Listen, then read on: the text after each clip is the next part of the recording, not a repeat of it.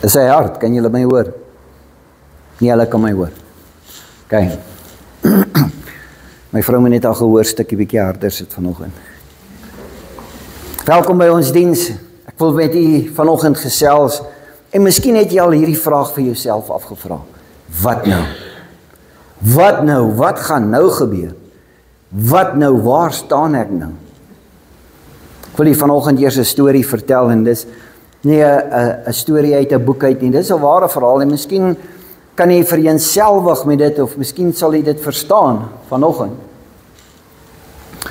Daar by die pastorie en op die agterstoep, dan sit ons partymal die bak van die kos van die honde. En as dit die klein pellets is daar baie duwe. As dit die groter ene is, dan is daar minder duwe want hulle sukkel om daai pellet te kan eet. En as jy hulle mooi dophou, sal jy sien hoe intelligent is hierdie duif. Hy sal hom optel en dan gooi hy hom op die grond laat hy moet breek. En dan tel hy die kleiner stukkies op. En terwyl hulle so vergader om daai kosbak en hulle eet meer as die honde en partymal lyk hulle sterker as die honde, hulle koer al in 'n dieper stem. En as daai hond so om die draai kom, dan spat hulle in verskillende rigtings. En is nou ongelukkig so dat wanneer die agterdeur oop staan, dan spat hy ook daar by die huis in. En het jy al 'n duif in jou huis gehad? Veral as jy soos my vrou miskien klein plantjies op die vensterbank het. En die duif is eerste na die venster toe, want hy dink hy gaan daar kan uitkom, en hy fladder en hy beweeg op en af, en die plantjies en alles trek in verskillende rigtings. En dan wanneer jy kom en jy hoor die commotion, as ek dit so kan stel, en jy probeer daai duif vang. Nou partymal het hy ontglip al, en as jy ooit 'n duif sien, waar daar 'n paar van sy stertvere nie daar is nie, moet jy weet, hy was by ons huis gewees, en soos ek hom probeer vang het daai stertvere dalk uitgekom. Maar dan vang jy daai duif. En die interessantste van dit alles is, as daai geluid en daai gerakas so aan die gang is in daai huis, en dan is die honde daar, hulle weet iets. Hulle weet daar is iets wat om gebeur, en dan staan hulle daar by daai deur, en wanneer jy daai duif so vang, en bring die vlerke mooi by mekaar, en alles soos dit, dan voel jy daai hartklop. Jy voel hoe klop sy hart. Jy kyk na daai oogies en jy sien hulle blink en sy koppie beweeg en hy probeer dink, hoe gaan ek hier uitkom, hoe gaan ek vrykom hiervan? Hy besef dalk nie dat ek wil hom nie seermaak nie. Hy besef dalk nie, ek gaan hom net vat en hom weer laat vrylaat nie. Daai honde sit daar so nou wat ek dink, hulle dink is Kentucky. Gee vir ons die duif, hier's kos. Dis nie my hart nie. En wanneer ek hy duif so vashou, dan dink ek by myself, dis 3 kort tree wat ek moet gee, dan is ek buitekant en ek kan hom vrylaat. Maar hoe kan ek sy vertroue wen om vir hom te sê, ek wil jou nie seermaak nie? Hoe kan ek sy vertroue wen om vir hom te sê, luister, ek gaan niks aan jou doen nie, nie eers die honde gaan jou kan bykom nie, ek gaan jou net vrylaat soos jy kan gaan. Ek het al gewonder by myself, moet ek dalk vere op die voorkop plak of wat ook al, en as hy na my kyk, dan sien hy dalk 'n groot ander duif of iets, of miskien moet hy leer om te kan koer soos wat hulle is, sodat hy net die selfvertroue sal hê dat, luister, niks gaan gebeur nie. Maar wanneer daai hartklop so klop van hom, en jy kan sien hy is vreesbevange en hy is verwilderd en hy weet nie wat gaan aan nie, dink ek ook, hy dink, wat nou? Wat nou? Wat gaan nou gebeur? En dan laat ek hom gaan. En dit is asof hy so blydskap het, as hy so wegvlieg het, lyk of hy so 'n paar esse gooi, net om vir jou te sê, dankie dat ek is vry, en wat ook al. Maar in daai kort tydperkie, hoe vertroos ek hom? Hoe leer ek hom? Of hoe kan ek hom die versekering gee, dat alles is oukei? Dat hy kan my vertrou? Ek gaan hom nie seermaak nie. Weet jy wat, die Here het van die hemel af na die aarde toe gekom. En hy het kom woon op hierdie aarde, sodat hy vir my en vir jou kon leer, vertrou my. En dis waarna ek wil kyk vanoggend. Want miskien het jy vra, en terwyl ons deur hierdie skrifgedeelte gaan en deur hierdie preek gaan, is daar 'n paar hoekoms. En waarom? Hoekom sou hy aarde toe kom? Hoekom sou hy vir 33 jaar hier gewees het en nie net 4 of 5 jaar nie? Hoekom moes hy deur alles gaan? Sodat ek en jy hom kan vertrou. Die Engelsman is so baie maal en in die begin toe ek en my vrou nog uitgegaan het alles en sê ek vir haar, trust me. Vanoggend wil die Here vir jou sê, trust me. Vertrou my. 2 Korintiërs 1 vers 3 tot 5 is waarmee ek wil begin vanoggend. God die Vader van ons Here Jesus Christus word geprys. Hy is die Vader van barmhartigheid en die God wat in elke opsig bemoedig. Ek wil hê jy moet dit invat vanoggend. Luister na hierdie woorde wat Paulus skryf aan die gemeente van Korintiërs. Hy sê hy is die God en die Vader van barmhartigheid en die God wat in elke opsig bemoedig. Dan in vers 4, in al ons swaar kry bemoedig hy ons. Hy doen dit sodat ons ook in staat sal wees om mense in al hulle swaar kry by te staan met dieselfde bemoediging waarmee God ons versterk het. Hy sê hy versterk vir my en vir jou, sodat ander mense wat oor ons pad kom, wat deur dieselfde probleme gaan, deur ons bemoedig sal word, soos wat God ons bemoedig het. Jy sien, God kan my net bemoedig as ek hom vertrou. As ek glo in hom. Net soos ons 'n oorvloed ontberings ter wille van Christus deurmaak, so beleef ons ook oorvloedige bemoediging deur Christus se bemiddeling. Hy begin en hy skop af en hy wil eintlik vir ons sê, Christus weet waardeur jy gaan. Christus kan vereenselwig met dit wat gebeur nou tans in jou lewe. Maar baie van ons is partymal soos die duif. Wanneer ons in sy hande is, en wanneer ons nie hom nie ken nie en ons vertrou hom nie, dan vra ons die vraag, wat nou? Wat gaan nou met my gebeur? Gaan hy my straf? Wat gaan nou met my gebeur? Gaan hy my een kant toe stoot? Wat gaan nou met my gebeur? Gaan hy my dalk uit die boek van die lewe haal? Dis nie wat hy wil doen nie. Hy wil jou bemoedig in elke opsigte wat daar is. Hy wil hê ek en jy met hom vertrou. Want ek en jy is meer kosbaar vir hom as enigiets anderste.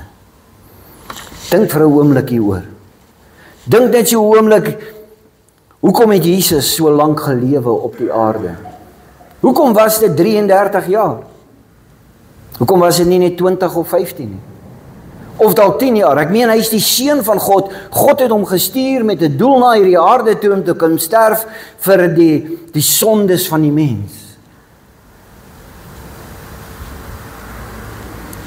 Sy lewe kon baie korter gewees het. Hoekom nie net lank genoeg, 5 jaar, om te gaan sterf aan 'n kruis en ons sondes van ons al weg te vat nie? Ek meen, ons praat van die grootte God. Die God wat die hemel en die aarde kon geskep het. Die God wat die Rooi See en die Jordaanrivier kon oopgemaak het. Die God wat kon bepaal het wanneer dit reën en wanneer dit nie reën nie.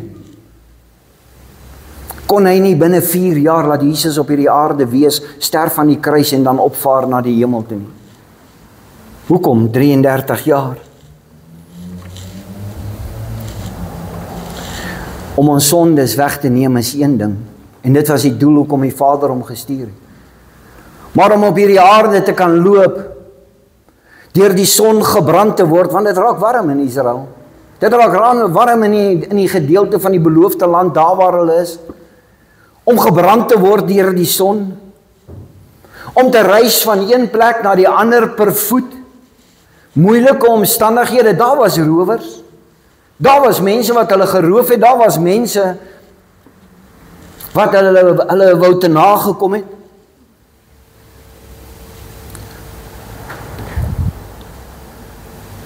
Hoekom sou hy sulke lang dae van ongemak en ongerief ervaar het? Hoekom sou hy betrokke gewees het by moeilikheidmakers? Het jy al ooit daaraan gedink? Hoekom sou hy betrokke gewees het by die Sadduseërs en die Fariseërs wat op die einde van die dag die komplot smoeier om hom dood te maak? Hoekom sou hy die nonsens van die mense verdra vir daai tydperk op hierdie aarde? Het jy al ooit daaraan gedink? Of dink ons, ag, dis maar net Jesus Christus, jy weet, alles het net so gebeur, maar daar was iets, hoekom dit moes gebeur het? Hy het deur dit alles gegaan, want hy wil hê ek en jy moet hom vertrou. Hy wil hê ek en jy moet weet, dat selfs op die laaste oomblik toe hy gekruisig is, het hy geweet waardeur ek en jy sou gaan. Die doel hoekom hy op hierdie aarde was, sodat ek en jy deur die pyn en die lyding en die smart en alles wat deur ons gegaan het, hy het geweet hoe dit voel om daardeur te gaan. En daarom kan hy vir my en jou bemoedig. Daarom kan hy vir my en jou bystaan. Daarom kan hy ons oplig en daarom kan ons ander mense bemoedig as ons die vertroue het in hom. Hierna het Jesus, terwyl hy weet dat alles reeds afgehandel is, en sodat die skrif vervul kan word, gesê, ek is dors. Die Seun van God, voordat hy sterf, sê hy vir hulle, ek is dors. 'n kruik vol suurwyn het daar gestaan, die soldate het toe 'n spons vol suurwyn op 'n hisoptakkie gesit het en teen sy mond gehou. Toe Jesus die suurwyn proe, het hy gesê, dit is nou afgehandel. Toe het hy sy kop vooroor laat val en sy asem uitgeblaas. Tot in die laaste oomblik het hy geweet en hy sê, ek is dors, sodat ek en jy hom kon verstaan en sodat ek en jy vertroue in hom kan hê. Ek en jy word dors. Ek en jy soek na geregtigheid. Ek en jy soek na die waarheid. Hy het geweet dat ons sal soekend wees en dors sal wees na die strome van lewende water. Daarom uiter hy aan die kruis, ek is dors. Ek wil hê jy met jouself indink die oomblik wat jy voor daai kruis kan staan. En jy kan hoor die gebarste lippe en die heeskeel en die mond wat aan die verhemelte vas is en die droogheid in sy mond, daar's geen speeksel meer nie en hy uiter die woorde, ek is dors.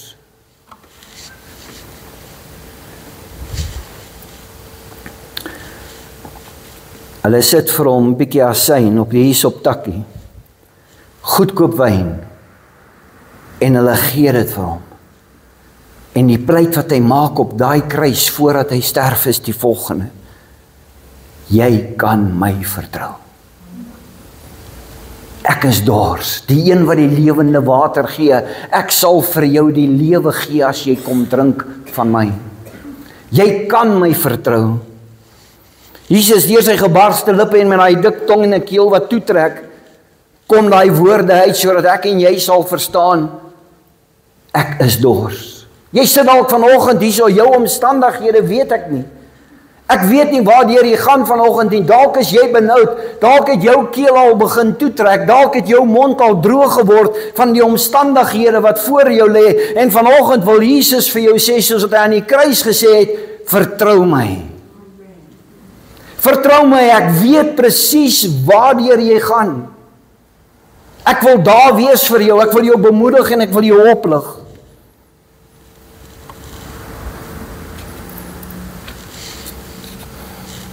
Ek wil hê ons moet net so 'n paar ure teruggaan voor sy kruisiging.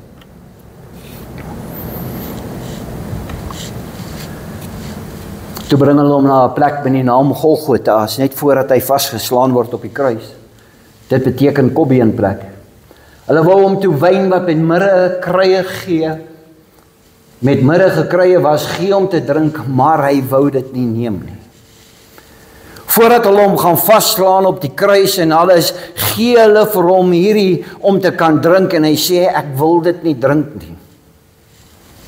Matteus skryf in 27 vers 34, hulle gee toe vir hom 'n mengsel van wyn en bitterkruie om te drink, maar toe hy dit proe, wou hy dit nie drink nie. Hoekom nie? Hier is hy besig om te sterf en hy roep uit, ek is dors, maar hulle was bereid om vir hom te gee voordat hulle hom vasgeslaan het aan die kruis.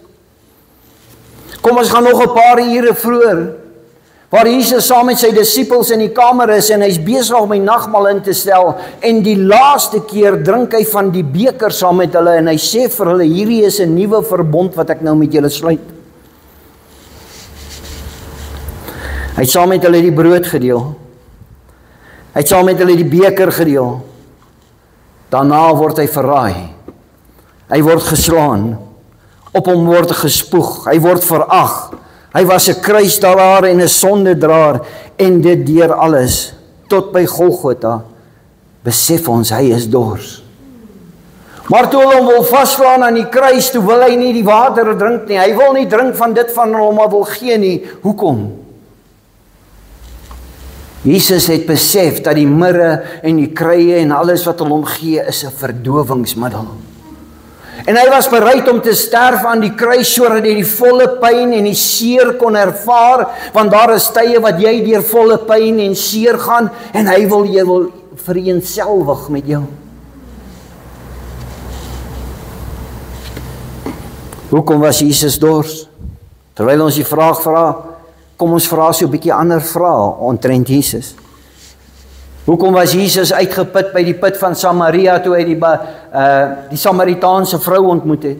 Die skrif sê hy was moeg en hy was uitgeput. Hy het daar gesit en hy het sy disippels vooruitgestuur om kos te gaan soek. In Johannes 4 vers 6. Markus 6 vers 6 sê vir ons, Jesus was verstom gewees. Hy was verstom gewees oor sekere dinge. Johannes 2 vers 15 en 16 sê, Jesus was woedend in die tempel toe hy die sweep gevleg het oor die mense wat besig was om handel te dryf. Markus 4 vers 38 sê vir ons, Jesus het geslaap in die skuit terwyl die storm aan die gang was. Johannes 11 vers 15 sê vir ons, hy was hartseer gewees by die graf van Lazarus. Matteus 4 vers 2 sê vir ons, hy was honger in die woestyn.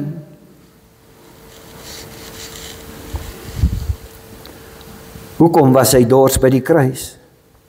Kon God nie vir hom water gestuur het deur middel van reën nie? Kon God nie sy geliefde seun verlos het van dit alles en vir hom water gegee het om hom te laat drink nie? In Psalm staan het dat die poele in die woestyn, daar was duine en poele wat water geword het, God het dit toegelaat.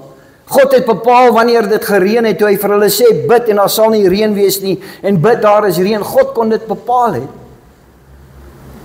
Maar hy het nie.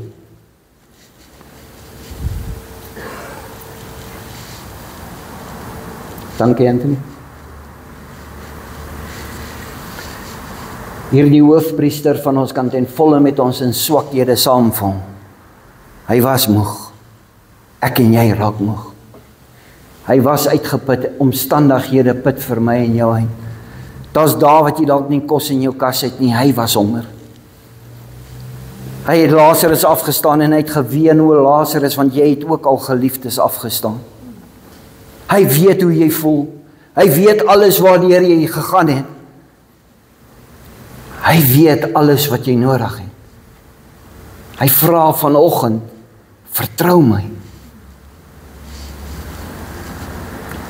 Wil jy ons met weer lees, hierdie hoofpriester van ons kan ten volle met ons in ons swakhede saamvoel, wat hy in elke opsig op dieselfde manier as ons versoek, maar hy het nie voor die sonde gesoog nie.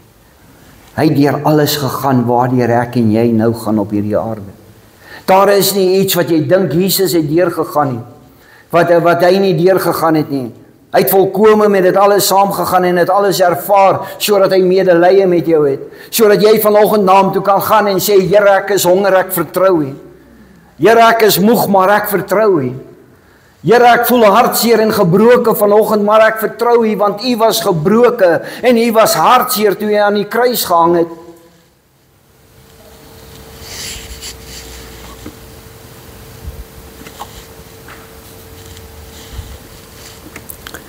Hy het geweet, al hierdie dinge sal met ons gebeur. Hy het ook geweet dat ek en jy sal deur pyn gaan. Liggaamlike pyn. Liggaamlike pyn waarvoor jy verdowingsmiddels moes kry. Hy het nie die verdowingsmiddels gevat nie, want hy wil vereenselwig met jou in dit waardeur jy gaan. Hoe sou dit gevoel het as hy verdowingsmiddels gevat het en ek en jy gaan deur pyn? Hy sou nie verstaan het waardeur ek en jy gaan nie. Daarom toe hulle dit vir hom aanbied, toe sê hy nee, ek wil dit nie hê nie. Hy het geweet ek en jy sou dors word. Hy het geweet daar gaan 'n tyd in jou lewe kom wat jy gaan uitroep en sê ek is dors. Ek is dors na die lewende water van hom wat my die ewige lewe kan gee. Ek is dors aan hom wat vir my kan bemoedig en my kan bystaan in dit waardeur ek gaan. Vanoggend sê hy vir my en vir jou, as jy al hierdie dinge verstaan waardeur ek gaan, kan jy met vertroue na my toe kom. En jy kan my vertrou. Want ek weet hoe dit voel waardeur jy gaan. Ek is nie iemand wat 'n ver afsydig van jou af is, of is nie, ek het deur alles gegaan, sodat ek simpatie en empatie met jou kan hê, en sodat jy met vrymoedigheid na my toe kan kom, om vir my te kom vra, sodat ek jou kan bemoedig. Is die volgende stelling nie waar wat ons partymal maak nie? Ons kan nie na iemand toe gaan vir bemoediging en hulp, as daai persoon nog nooit in ons omstandighede was nie.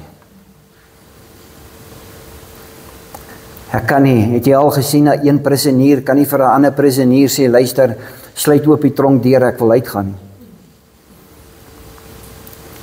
Een behoeftige persoon gaan bedel nie by 'n ander behoeftige persoon nie. Hulle het iemand nodig wat sterker is, hulle het iemand nodig met meer wysheid en kennis en hulp wat kan help. Net so kan ek en jy weet vanoggend, dat daar is 'n God wat sterker is as ek en jy. Sy seun Jesus Christus het deur dit alles gegaan en ek en jy kan na hom toe gaan. Is tyd om te vergeet dat ek my vertroue in ander dinge wil sit en dat ek my vertroue in hom wil sit. Want hy weet van my en hy weet van die dinge waardeur ek gaan. Daarom is dit die nagmaaltafel. Wanneer ons by hierdie nagmaaltafel sit, kan ek en jy vanoggend met versekerheid weet, hy het deur dit alles gegaan, sodat jy kan weet dat hy is met jou en altyd saam met jou. Ek kan nie na iemand toe gaan wat nie simpatie het nie. Ek kan nie na iemand toe gaan wat in 'n omstandighede was en wat weet waardeur ek gaan nie.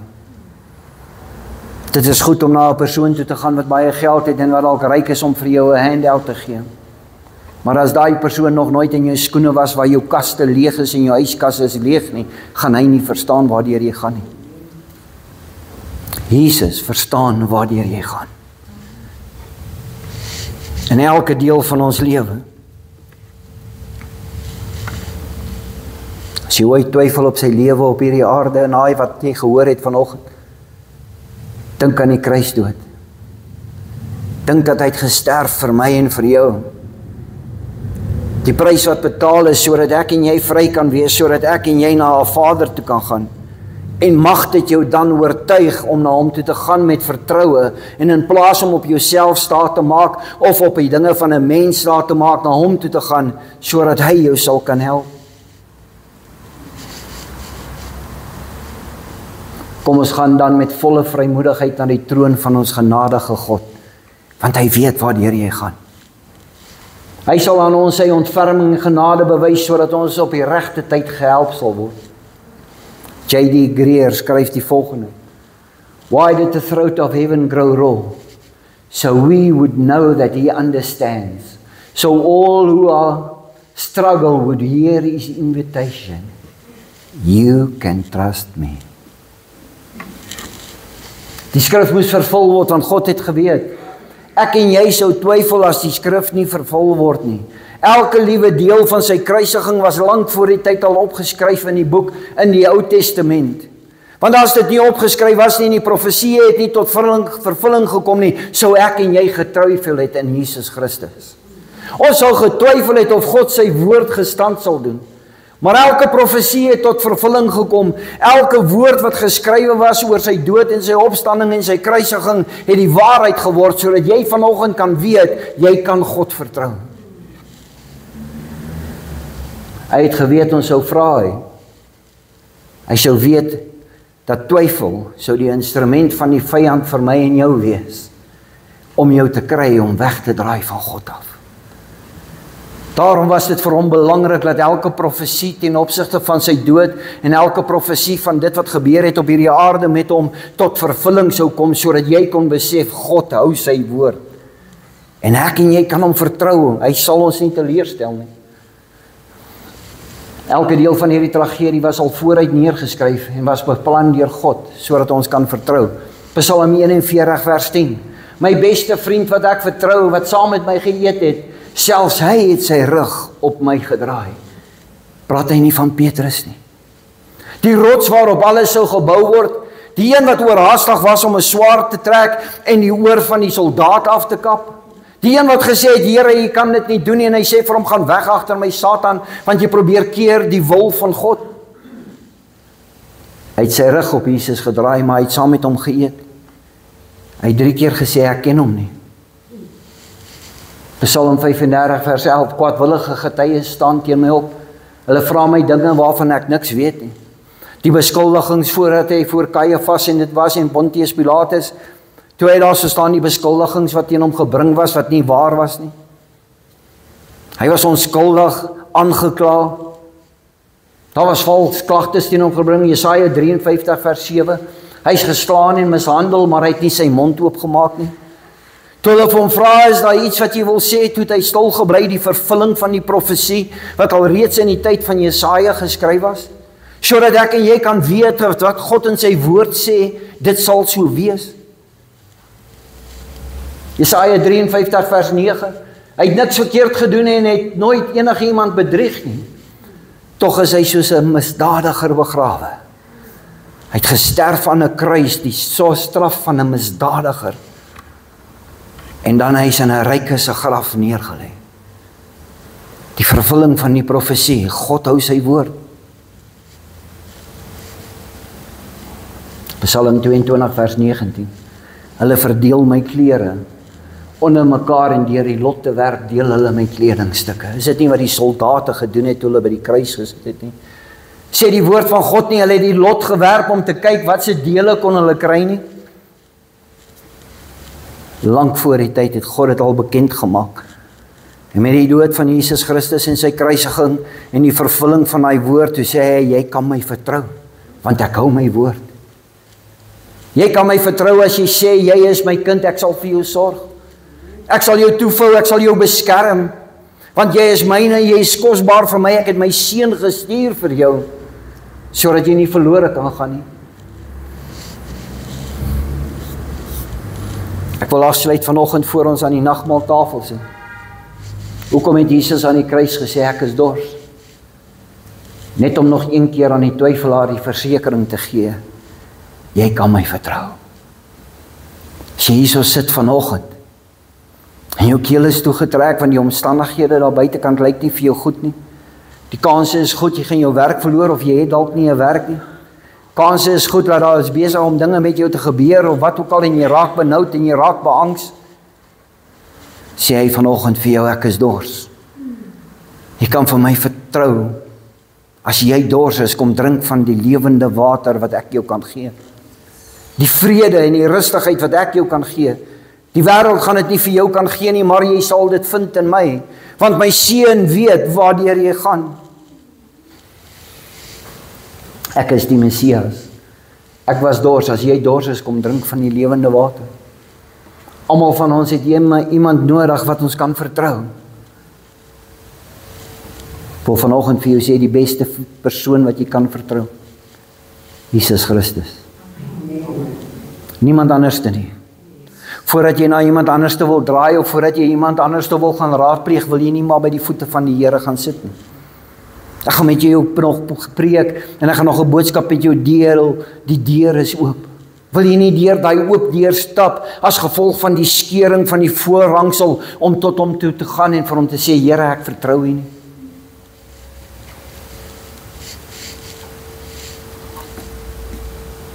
Ons is nie al moeg om op mense te vertrou en elke keer teleurgestel te word nie. As jy op die Here vertrou, gaan hy jou nie teleurstel nie. Is ons nie al moeg en uitgeput om te soek na dinge op hierdie aarde wat ons kan krag gee nie? Ja, nee, wat pastoor, ek drink het 'n dragon of 2, dan sê ek okay. Jy kan hy dragon of 2 maar drink, hy gaan uitwerk en wat ook al. Jesus Christus word nooit uitgewerk nie. Vir altyd, gister, vandag en tot alle ewigheid is hy daar. Gister, vandag en tot alle ewigheid wag hy om vir jou raad te gee, die Heilige Gees wat inwonend is in my en jou, om my en jou te lei en te leer as ons net wil vertrou op hom. Maar jy sien, ons is bang om te vertrou. Ons is bang om rustig te raak wanneer ek en jy besef ons is in sy hande. Vanoggend leer hy vir my en vir jou. Jy kan rustig raak wanneer jy in my hande is. Jy hoef nie te vra wat nou nie, want hy het alreeds die plan vir jou uitgedink. Jy hoef nie te bekommerd te wees en uit te roep, wat gaan nou gebeur nie? God het alreeds die plan vir jou gemaak. Want jy is sy kind en jy vertrou hom. Almal behoort te weet dat jy iemand nodig het wat sterker as jy. Wie beter as Jesus Christus? Dankie Anthony. Dit die laaste een.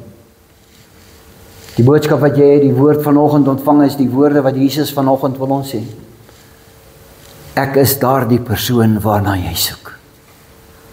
Vertrou my. En jy sê dalk vanoggend, pastoor, dit is maklik om dit te sê. Ek het ook al deur baie dinge gegaan waar my vrou vir my gesê het, ons moet vertrou. Want jy sien, as ek hom nie vertrou nie, dan wil die duiwel kom en hy bring twyfel hier binnekant. As ek nie met vrymoedigheid by sy voete kan kom sit en glo in dit wat hy vir my leer in die woord, om te sê ek is dors en ek sal doen dit wat ek sê nie, sal die vyand twyfel in jou bring. Alles het ek vir jou gedoen. Die wil van die Vader vir versoening en vergifnis vir jou, om jou weer waardig te maak. Kom na die tafel met vrymoedigheid en met volle vertroue in my. Hy nooi vir my en jou vanoggend. Hy sê as jy dors is, jy gaan nie lewende water by iemand anders te kry nie, behalwe by my. Ek weet waardeur jy gaan. Ek het dit alles deurgemaak en alles wat ek op hierdie aarde gedoen het, dis hoe met God se plan was, 33 jaar. Van 'n klein kind tot 'n groot man het hy alles deurgegaan, sodat hy van 'n klein kind tot 'n groot mens soos ek en jy kan bemoedig en kan bystaan. En kan sê, vertrou my, want ek het al deur dit gegaan. En wanneer jy hom vertrou, en hy jou deur dit dra, dan vra hy vir jou, vertrou my verder, want iemand anderste gaan op jou pad kom vir wie jy kan bemoedig. Sien hoe werk die Here? Kom ons kom met vrymoedigheid na die tafel vanoggend. Toe hy gesterf het aan die kruis en hy ons losgemaak het van die vloek van sonde, het hy gesê, dit is afgehandel. Alles wat ek kon doen, het ek vir jou gedoen. Jy moet my nou begin vertrou. Ek kan nie jou dwing om my te vertrou nie. Jy moet self besluit om my te vertrou. Jy het die woord vanoggend gehoor. Jy het vanoggend gehoor die skrifgedeeltes wat daar is. Dit is neergeskryf in die woord van God. Dit gaan nie verander nie en God gaan ook nie verander nie. Dit wat hy alreeds gespreek het oor jou lewe, dit wat hy alreeds gespreek het, dit sal tot vervulling kom solank jy vertrou op hom en nie op jou eie insig te probeer staatmaak nie. Ek wil jou nooi vanoggend. Kom na die tafel. Net soos jy hom vertrou het, dat hy jou sonde van jou moet wegvat. Wil jy hom nie met alles anders te vertrou vanoggend nie. Wil jy nie anders te net vir hom gee vanoggend en sê, Here, dankie want U weet. U weet waardeur ek gaan vandag. Kind van God, moenie vir jouself bluf en sê alles gaan nou oukei wees of wat ook al nie. Dit is nie die geval nie. Ek en jy het iemand nodig. En Jesus Christus is die antwoord vir my en jou. Ek gaan vir hulle vra wat ons gaan help in die